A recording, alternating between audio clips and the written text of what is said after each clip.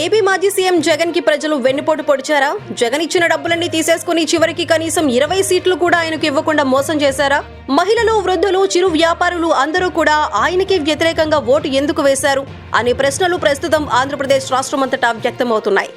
Flash back లోకి వెళ్తే జగన్ 53 లక్షల తల్లులకు ఏటా 15,000 రూపాయల చొప్పున అందజేశారు. ఆయన చేపట్టిన చేతి ద్వారా 1.05 కోట్ల మంది మహిళలు ఆర్థిక సహాయం పొందారు. 66 లక్షల మంది అవ్వాతాతలు బయట అడుగు పెట్టకుండానే అత్యధిక పెన్షన్ అందుకున్నారు.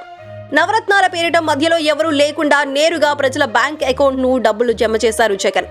వీరందరూ కృతజ్ఞతాభావంతో తమకు ఓట్లు వేస్తారని జగన్ అనుకోవటమే పెద్ద తప్పైంది. ఈ రోజు తిని రేపు మూతి తుడుచుకునే వాళ్లే ప్రజలు అని జగన్ గుర్తించకపోవటం బాధాకరం. ప్రజలు 10,000 రూపాయలు ఇస్తే సంబరపడతారు. అదే 15,000 ఇస్తారని వేరేవారు చెబితే ఆశపడి వారి వైపే వెళ్తారు.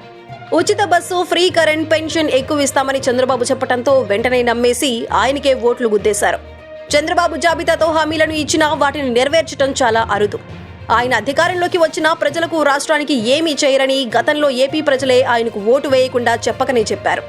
మరి ఇప్పుడు తన హామీలను చంద్రబాబు నెరవేరుస్తారో లేదో చూడాలి.